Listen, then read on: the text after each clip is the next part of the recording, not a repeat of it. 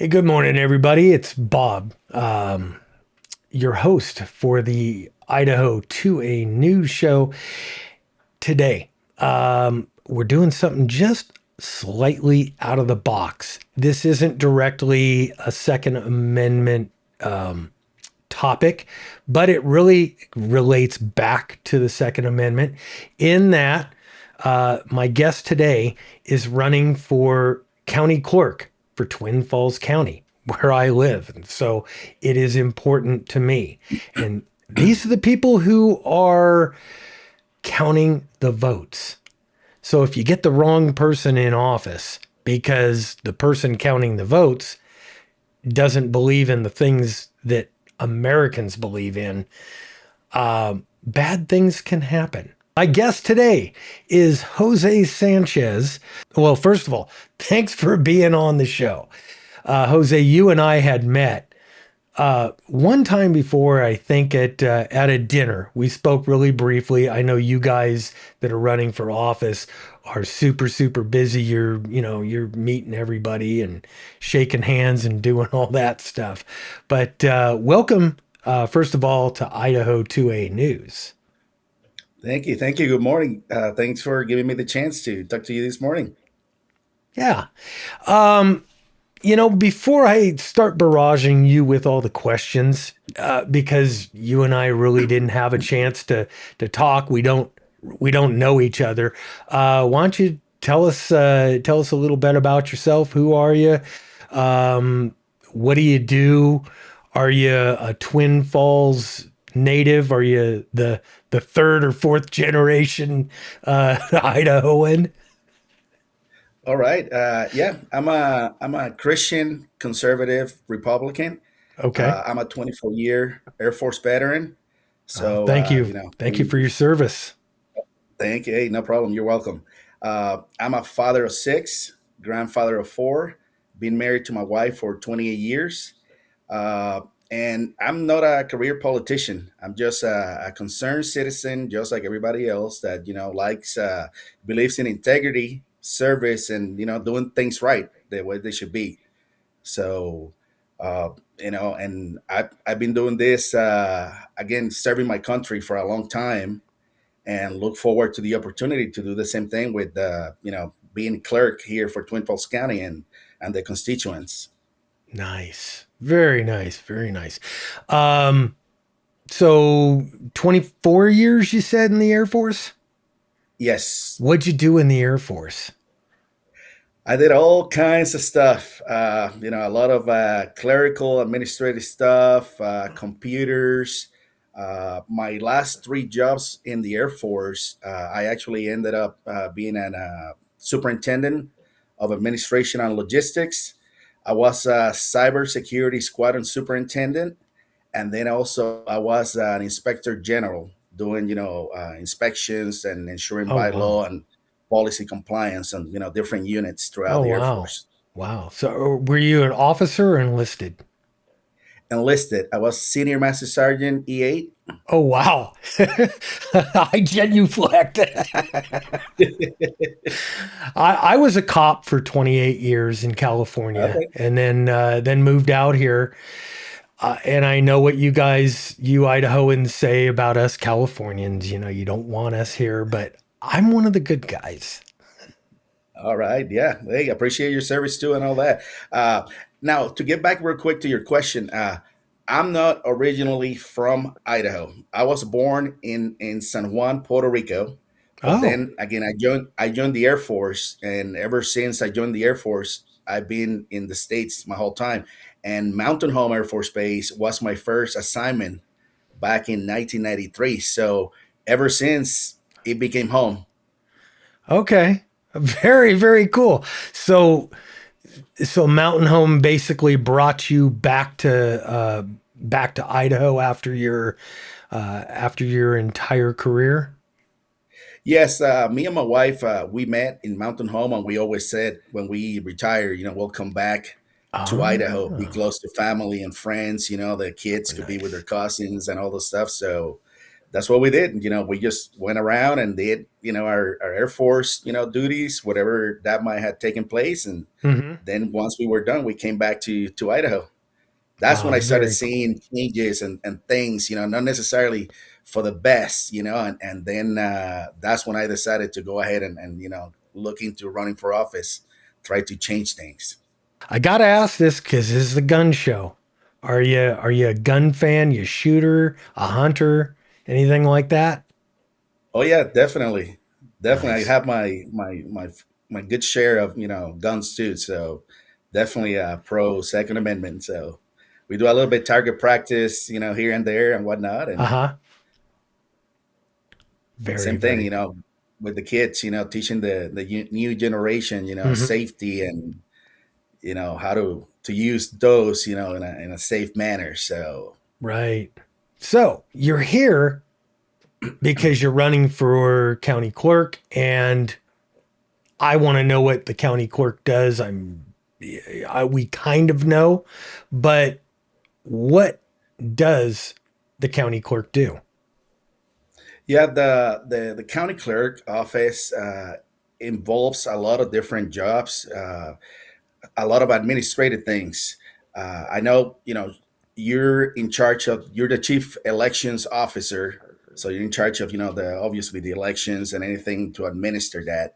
But also, there's a lot of other administrative things, records, requests, permits, uh, marriage licenses, also the you're in charge of the court procedures, with the judges and whatnot, the court administrator, and you also oversee the budget for the county too. So there's a lot of different things. So it's not just the elections portion of it, but a lot of administrative duties too that go along with being the clerk. Do you think your time in the Air Force and all the stuff you did kind of gives you a little bit of expertise in that type of a field, or is this just something that, hey, this needed to get done and we need to get somebody who's not aligned with freedom and American values out of office? Yeah, I think it's basically a combination of both. Of course, like I said, once I returned back to Idaho, I could see how things had changed. Again, not necessarily for the best, and decided, hey, definitely I can do something with my background, with my expertise. But yeah, but definitely my career in the Air Force prepared me to get to this point. I have a master's in business, an associate in information management. So I have that IT background that the current incumbent doesn't have. Plus, like I said, with my last couple of jobs, staying on top of bylaw and policy compliance to make sure things get done by the book, and comply with the law. But also the cybersecurity squad and superintendent. I've been around computers, I know how computers can be manipulated and they can be exploited, so that's definitely an important factor that, have to consider when looking into this whole process, especially for the elections and election integrity. You've got an opponent, Christina Glasscock. And frankly, people don't pay attention to uh, to races that are not, like the mayor or a state senator or representative. I mean, it just is what it is. These are smaller offices and smaller races. Tell us what makes you different from your opponent. Well, like I said, this position of clerk again is very important because, again, number one, choosing, you're in charge of the elections, so that's the people's voice. So if we don't have that, we don't have a country. So it's definitely a very important office to hold. uh, Again, I have an IT background. I have the cybersecurity experience also, and I can definitely all the administrative stuff I did during my Air Force career also can has me qualify. A lot of times I was able to streamline processes and get things done, and make it more customer service oriented and provide better services to customers. So I'm used to that kind of thing. I'm always of the mentality that there's always room for improvement. So everything can be improved and all that. But like I said, being in that office, I would be accountable for my actions, and definitely fight for transparency for folks. And that's one thing again that in a personal basis, she might be a nice person, but in reality, looking into it, she is basically part of the establishment politicians, a rhino, and a lot of her supporters. They're also past politicians, establishment politicians too, that were voted out of office because of the same situation. They just had the self-serving agendas, that kind of thing, and a lot of people might just be unaware of things that had transpired in the past, about her, and that she really ain't as transparent as she makes it out to be. For example, I mean, back in the 2020 elections, when the whole thing was going all around the United States, with the soccer bucks, she took some of the money here in Idaho. We took $43,000, and we used that money. They say that they used it to buy protective equipment, or some printers, certain things like that.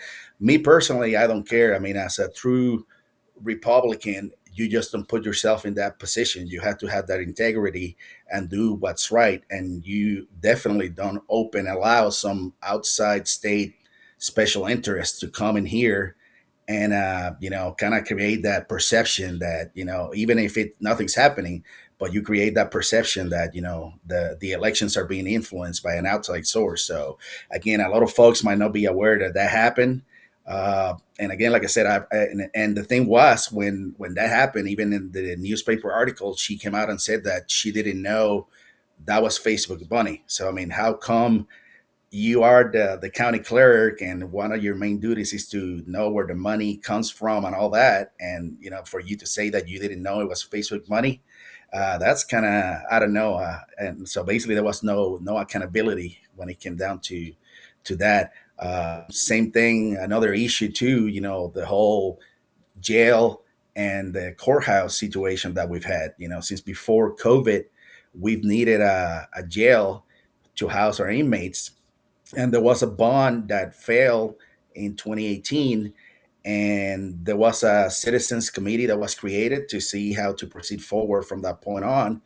And it was decided somehow, right after that, that instead of building a jail, we were going to build this new 3-story, 70,000 square foot courthouse. Again, there hasn't been any accountability at all whatsoever. And I would definitely provide that accountability and make sure get input from the citizens to fix, current problems that we'll have, instead of, nice to have things. You're in favor of hand counting elections, and I would assume you're all on board with voter ID.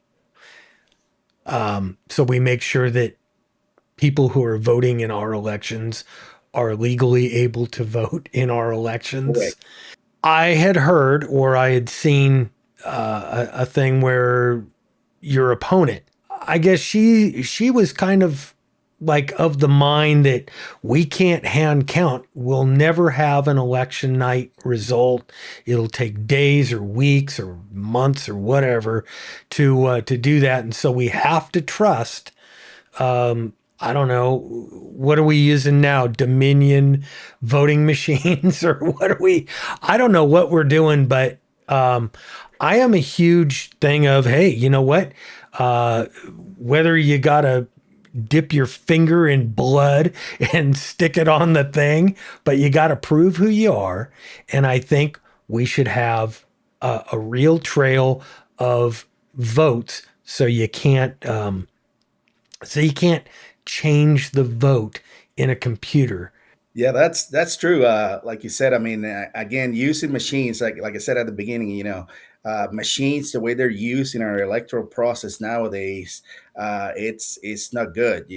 Again, all these machines, they have that built-in, source code with stored procedures and things that can be exploited once you know what you're doing. So definitely using the machines that creates that opportunity for fraud or to cheating or whatever.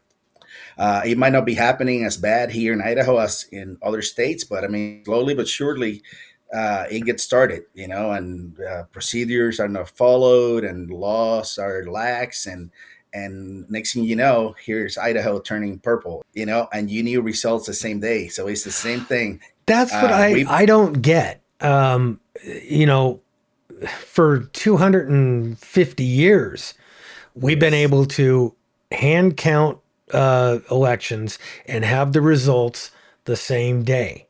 And now all of a sudden here in 2026, we're not able to count the votes without having a machine in a exactly, city of exactly. 50,000 or a county of I don't know what the county population is now. Probably what 60,000 uh, or 100,000 for the whole county. Yes, exactly, exactly. That's definitely true. I mean, ever since we started using computers, that's when we've been having these kind of issues and stuff. Uh, we've been offering some hand count training to folks. I've attended that training. I've helped conduct that training, Hmm. and it can be done. It's timely, accurate, not expensive at all whatsoever, and it can be done. You can get results. You can get results. Like I said, I've done it. Uh, I think she was offered the opportunity to come down and attend that, and she didn't come. So to me, that seems like a missed opportunity as a sitting clerk to come down and speak directly there to the voters and kind of see what things will work or what wouldn't work or any suggestions that she might have. So, to me, it seems like a missed opportunity. I attended that. Again, if she had gone to that, she would have known that, yes, it can be done.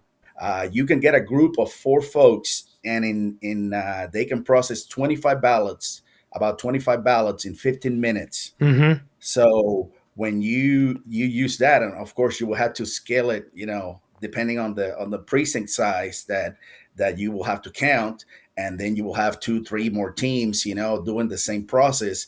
You can get it done.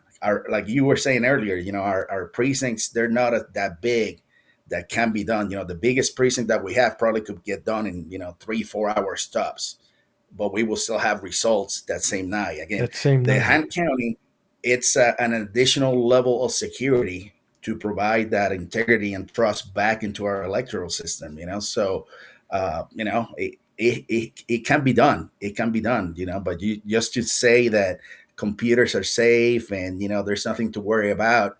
That's a pretty naive mentality to take. And then when you think about it, every time there's an audit or a check like that after the elections, it's always done by hand, by Hmm. humans. You don't go to another computer to check that computer. You do it with a group of humans hand counting those votes to make sure that they match. So we are verifying the machines, not the other way around. I'm putting this together, mainly for the Magic Valley audience, but we do have people from other places, and people kind of tend to think Idaho is super, super conservative, um, just like you and I, and So and they don't get it that slow creep of purple or blue is here.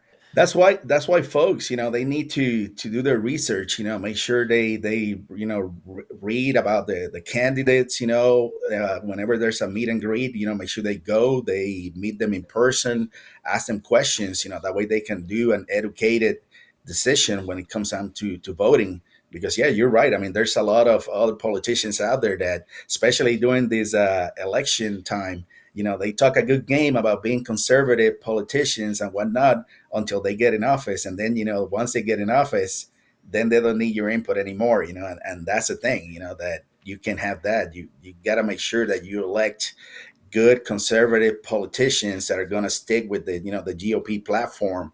100% and make sure that they fight for the values and the rights of the citizens. That's what we're there for. We're elected to represent them. Are we trying to bring back conservatism into Idaho politics, or are we maintaining the status quo? What I mean, really, you're the expert. Yeah, that's what I said. I mean, we definitely need to fight to keep Idaho red, because like you said, that's kind of like the pattern that we're starting to see a lot.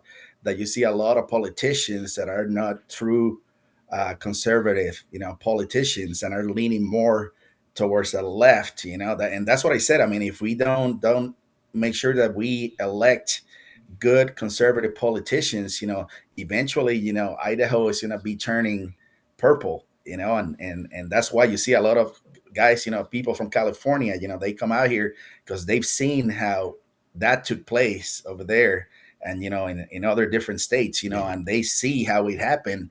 And once they come here, they can see it. And that's why I said a lot of support that we're getting are from folks that were like that, like came from out of state, and they saw it happen, and they can see that it's starting to happen here. So yeah, we definitely need to make sure that we elect conservative Republicans, to try bring it back to where it needs to be. Keep Idaho red. So, day one, what changes under a Sanchez uh, administration? Well, like I've told all the folks, day one I will be, contacting the Secretary of State, and talking to him and be like, hey, my folks, they want hand counting. We need to make that a reality. So Hmm. we need to push for that and see how we can move that ball along the road. That's number one. And secondly, start looking into all these administrative procedures from the office, like I was saying, so that way see how there's ways to improve those, to provide better customer services for the customers, for the citizens, and that kind of stuff. And have an open door policy. That way folks, can come talk directly to me and let me know directly, hey, here's something that, I would like to maybe have change or look into, so that way I can take that input and, see how we can, better the services for the customers. But yeah, but number one, day one, that will be my main thing. The hand counting, addressing the Secretary of State, so that we can push forward with that So, is as it quick as. you can't just on day one say, "Hey, we're hand counting now." You have to get this through what, the Idaho Secretary of State? Yes, when it comes down to elections, that's a state issue. So, Okay. it has to be done through the state. That's why it's important not only to elect me, but to make sure that we elect good legislators to that are like-minded. So that way, if we need their assistance, passing a bill or pushing for a bill, something to make it into law, or to help our cause, we need to do that. So that's why, again, like I say, it's really important, not just me, but to me, that you elect the good group of folks to fight the battle. All right, yeah, they can find more information at joseforidaho.com, or they can also follow us on our Facebook page, Jose Sanchez for Twin Falls County Clerk. Right there, make sure you guys like, follow, and share with friends, family, and neighbors. To help spread the word and be an agent of change. That way we can keep spreading the word and letting folks know about our movement, so that way they can support. I usually also tend to post some articles on my Facebook page, addressing issues directly with the voters, so they can, you follow my page, they can, listen to that directly right there.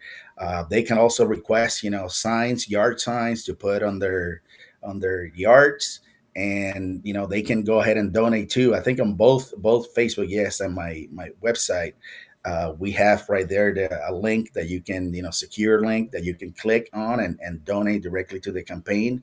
And again, on my website, I have a little bio, talks about me, and that way you can get the full background of me and who I am and why am I running for office.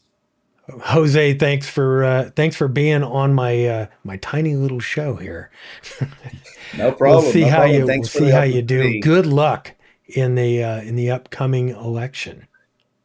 Yeah, thanks again for the opportunity to talk to you this morning and answer questions for the voters. And again, really important, make sure May 19th, primary. Make sure you guys get out there and vote, and support me. If you like what you see, I'll definitely appreciate your vote, and we'll go to fight for you guys. All right, thanks.